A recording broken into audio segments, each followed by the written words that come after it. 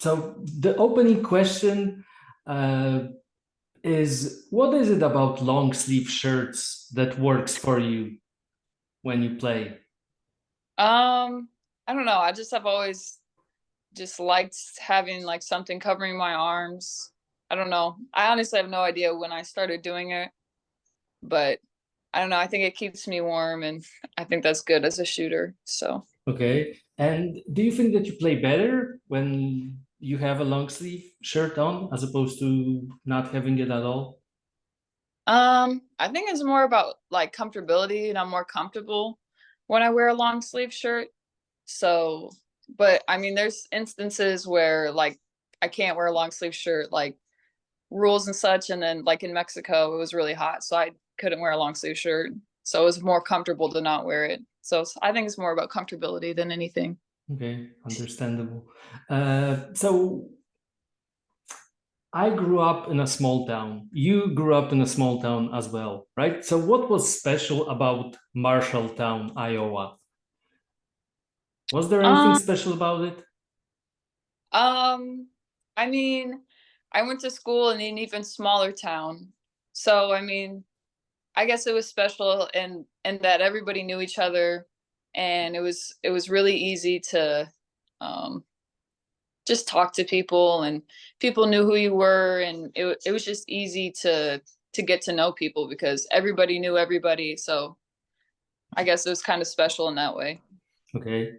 And you also come from a big family. You have three sisters and a brother, right?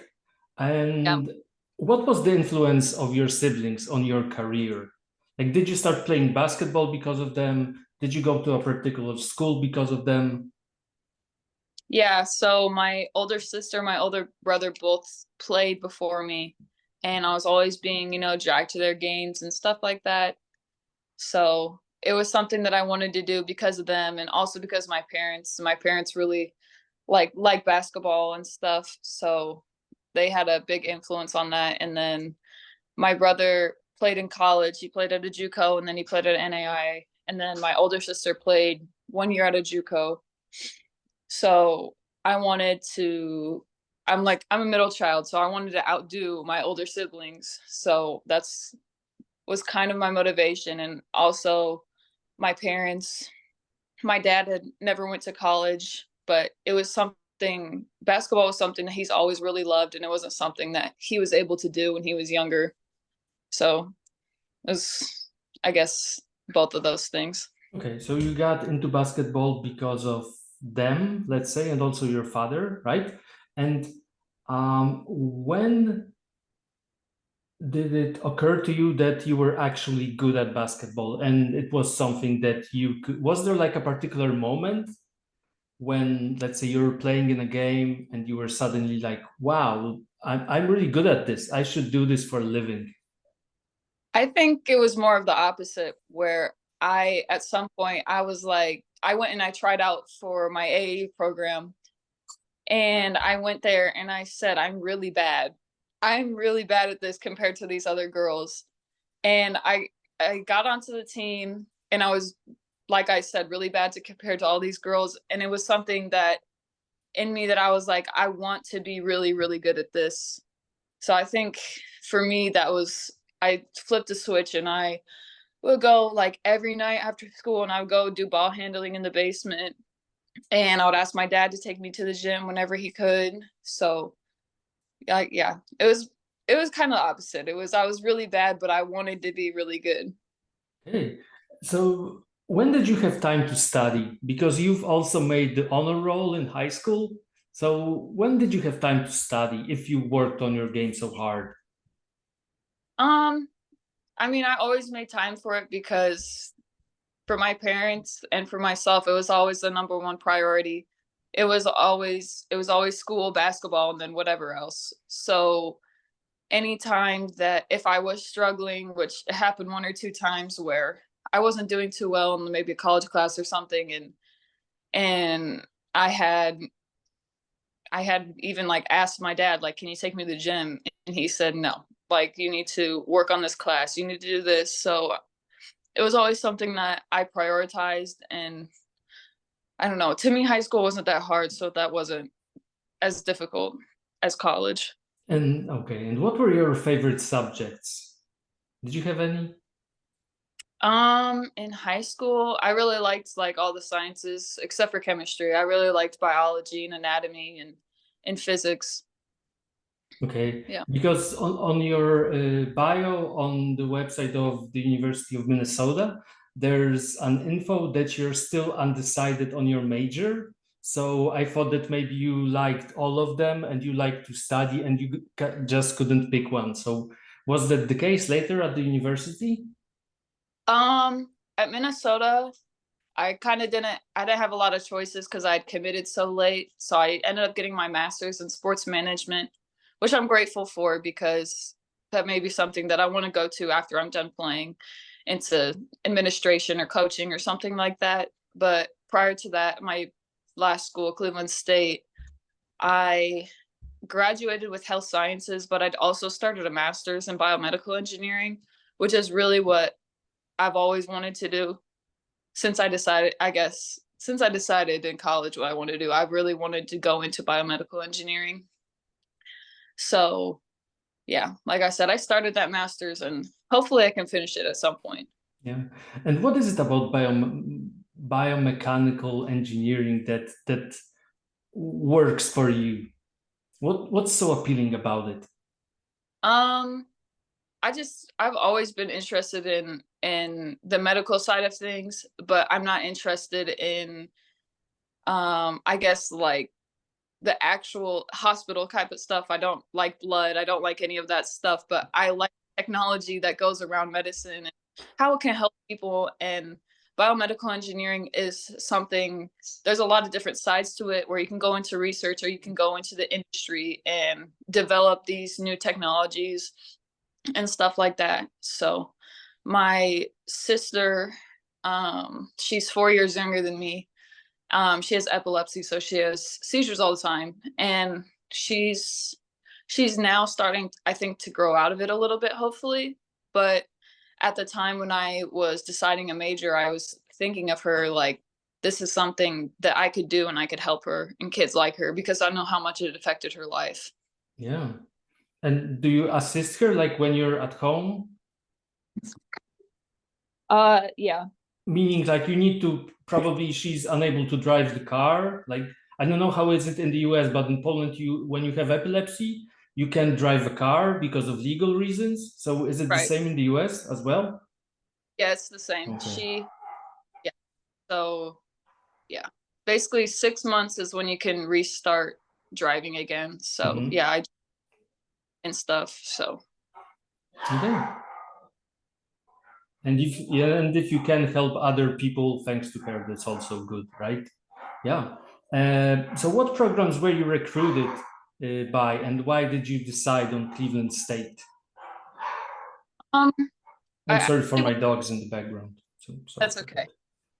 that. I actually wasn't very highly recruited out of high school. I actually right out of high school in high school I'd only had two offers from two Division II schools. And I had originally committed to Wayne State College in Nebraska. And at some point, and during my senior year of high school, the coach called and told me that he was leaving and he was going to Cleveland State. And so I didn't know what to do because a lot of the reason that I came to Wayne State was because of the coach and I trusted him and everything. So I ended up decommitting from Wayne State, and then the previous coach had called me and said, "Hey, like I'd really like you to come to Cleveland State." So it was, yeah, like I didn't have many offers, but I had always wanted to go Division I, and that was my opportunity. So And were you happy with the choice? I mean, judging from like uh, I'm 2 years, right? 2 years you've been out of Cleveland State, if my math is correct. So yeah, are you happy with the choice? yeah, I wouldn't trade my college experience. I'm glad everything played out the way it did. Okay. And what was life in Ohio like for you, who moved out from like a small town, was close with your family, I guess, right? You're still very close with them. Yeah. So what was it like to move out and be on your own? It was difficult. When I had first visited Cleveland, I really thought it was like a huge city. Like it was huge. I'd grown up in such a small town that and I hadn't been around a lot of big cities to know that Cleveland is a huge it's a big city, but it's not that big. So moving there was complete like shock for me to be living literally in the metropolis and stuff. So it was difficult for me at first, but like I said, I had went with the coach and he had helped me a lot and my teammates were amazing and they're still people some of my best friends. So it they made it really easy for me. And was And there my a parents yeah, sorry. no, you're fine. Parents came to as many games as they could. So Okay. And is there a big difference in basketball culture when it comes to Ohio and Iowa? hmm. I would say a little bit for Iowa, we don't have a professional team. Mhm. So a lot of focus goes to high school and collegiate sports. So um yeah, there's a huge focus on college and high school here compared to Ohio where they obviously have the Cleveland Cavaliers and right when I got to Cleveland was when LeBron left for the second time. So it was you could just that's a lot of their basketball culture is focused around like LeBron and stuff like that. And going there from here where my family has cheered for the Warriors for so long, and then going there to the Cap, like it was just crazy. The huge difference, I guess. Okay. So I'm guessing that Steph Curry is the player that you try to emulate, right? Or do you have like another, or did you have another favorite on the Warriors? I really like Steph. I loved when KD was there. I love KD. He's like my favorite player. He's yeah. I just love everything he does for like shooting, obviously, but everything else is just he's so Yeah, and you're also a great shooter from what I've noticed. You shoot better from the three than from the two, right? Do you have any idea why that happens? Like I was going through your stats in Spain and Mexico, and it was the same pattern that you had like higher percentage from outside than from the inside. yeah. I think that's mostly because I personally just emphasize my 3-point game more, and I would prefer to get a 3-point shot than a 2-point shot most of the time. But yeah, I mean, I just to me, I'm just better at threes and twos, and that's not the same for a lot of people because a lot of twos are like layups and stuff like that. Yeah. But if I had a layup or a three, I'd choose the three every time. Okay. And what do you prefer? Catch and shoot or dribble and shoot? Or coming off a screen and shoot? Like from the free. Which one is your like I I like preferred? to a screen and shoot off like a Okay. down player screen. Okay. And why did you decide to move to Minnesota for your final year?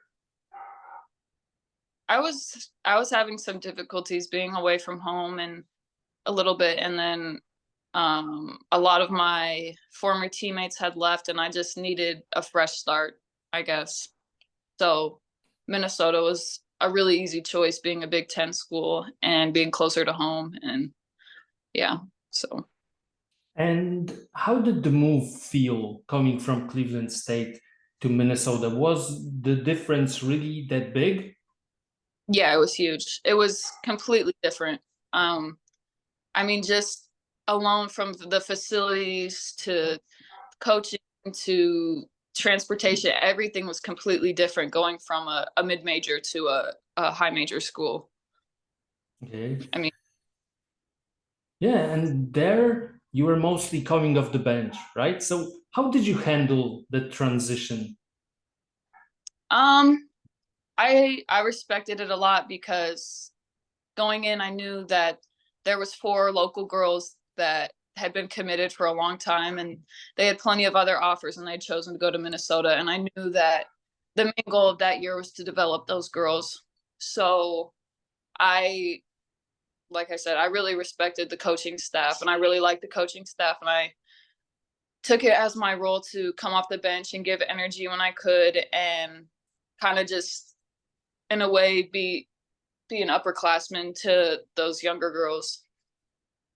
Okay. And so then you decide to move to Spain. How did the decision come about? I had been in Greece for a week, got cut, Paraguay for 3 weeks, and then I was at home. And in Paraguay, I had a coach who was Spanish, Moses, and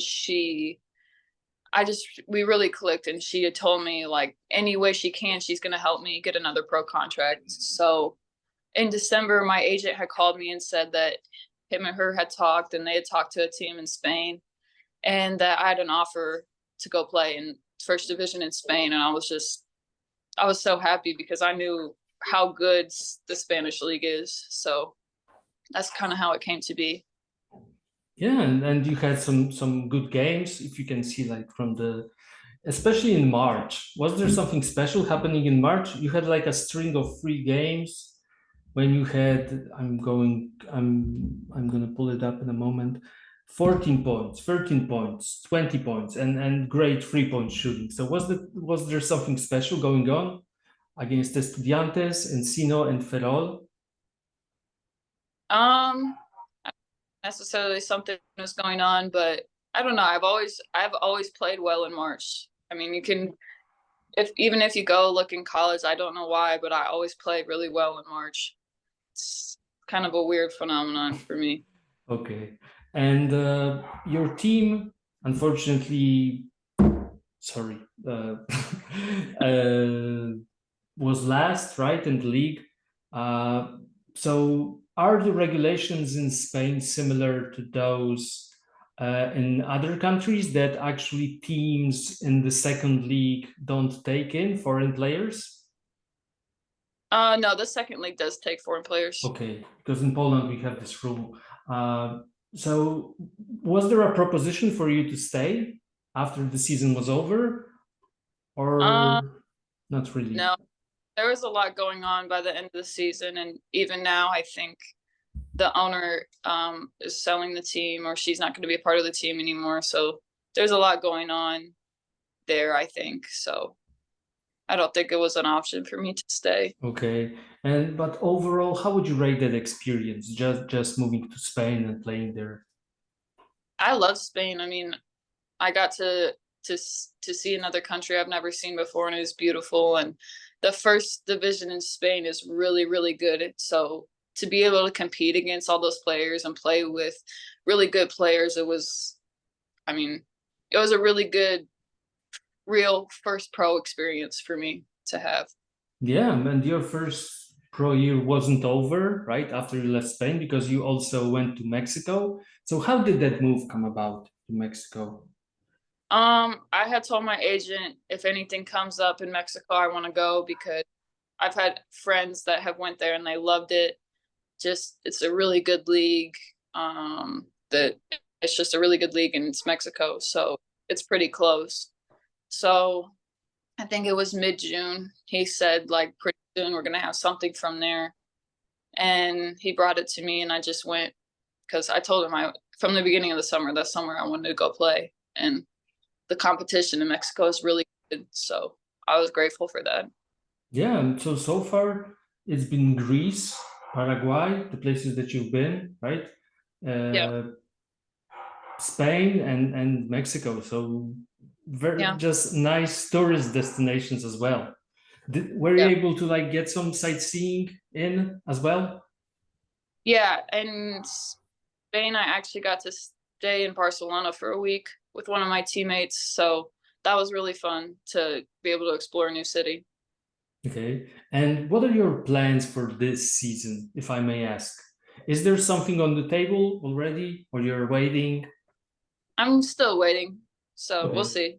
But there are some Yeah. offers, I hope, right? Yeah. Yeah, cool. Okay.